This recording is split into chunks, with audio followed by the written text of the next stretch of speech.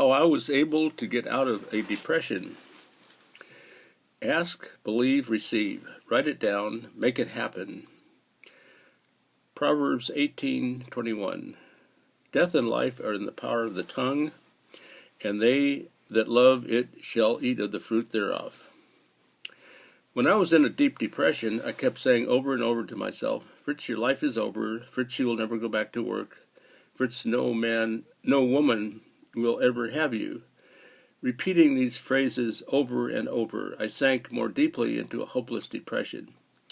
My father got sick of me saying this. He screamed at me, Fritz, stop it. At that moment, I had a sudden flash of insight that I was creating my depression by my self-talk. All I would have to do is change my self-talk and climb out of the depression state. So I stopped saying those phrases. And I was no longer depressed about being depressed, but I was still depressed. I began to ask useful questions on a daily basis, like, what can I do today to become happier and healthier?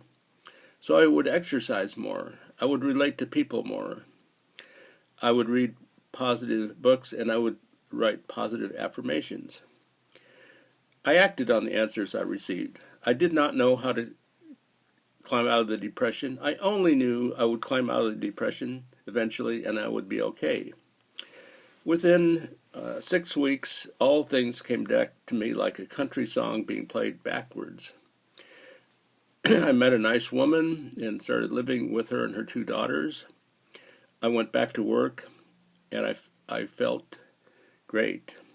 Years later, in Robert Smith's Faster EFT classes, Robert would discuss stop-it therapy, which was so effective in my case. And I learned that what we say to ourselves day after day does determine how well we do in this life. So nowadays I say, every day in every way, I'm getting better and better, and I take action to do that. Thank you.